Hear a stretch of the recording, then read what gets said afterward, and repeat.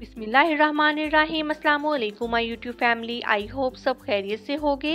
मीठी ईद यानी कि छोटी ईद आ रही है और इस ईद पर हर घर में मीठा तो लाजमी बनता है।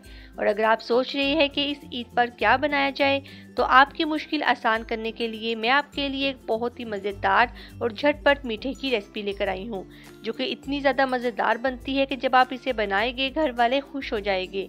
चलिए इस मज़ेदार मीठे को स्टार्ट करते हैं। आज मैं बना रही हूँ कस्टर्ड सेवइयाँ, जो कि हम एक नए और मुनफिद अंदाज के साथ बनाएंगे।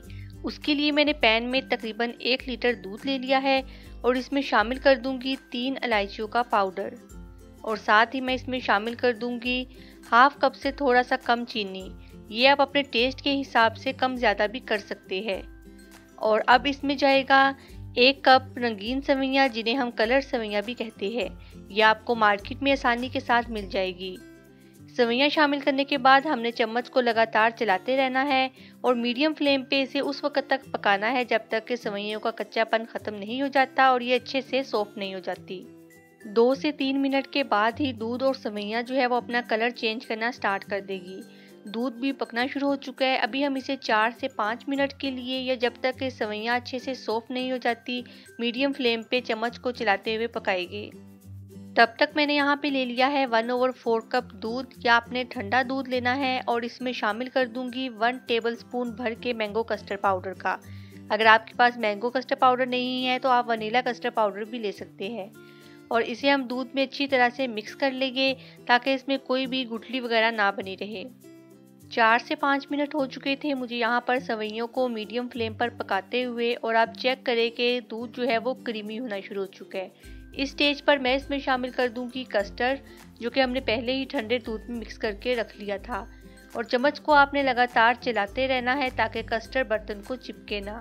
और अब हम इसे उस वक्त तक पकाएंगे जब तक कि ये थिक नहीं हो जाता। कस्टर्ड यहाँ पर काफ़ी ज़्यादा थिक हो चुका है, मुझे इतना ही थिक कस्टर्ड चाहिए था। यहाँ पर मैं फ्लेम को ऑफ कर दूंगी और कस्टर्ड को हम अच्छे से ठंडा कर लेंगे।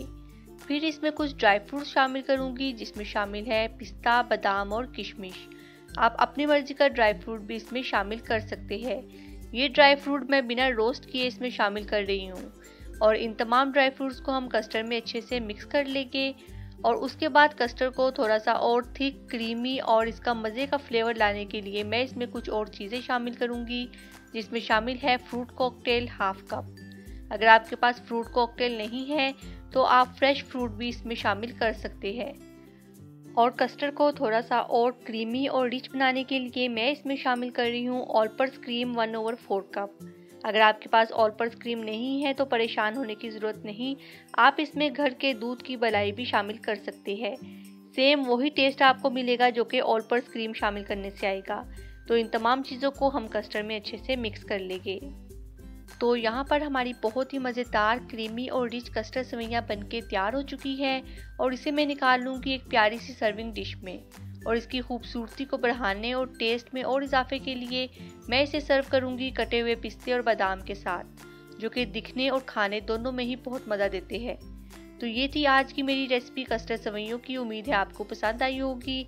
बहुत ही आसान और डिफरेंट रेसिपी है, जो कि आप इस ईद पर बनाएंगे तो आपके घर वाले खुश हो जाएंगे। इस ईद पर आप इस रेसिपी को लाजमी ट्राई करिएगा और मुझे कमेंट सेक्शन में बताना मत भूलिएगा। अगर आपको मेरी वीडियो अच्छी लगे तो इसे लाइक करना, फ्रेंड्स और फैमिली के साथ शेयर करना और मेरे चैनल को सब्सक्राइब करना मत भूलिएगा। अपना और अपनी फैमिली का ख्याल रखिए। नेक्स्ट वीडियो के लिए अल्लाह हाफिज़।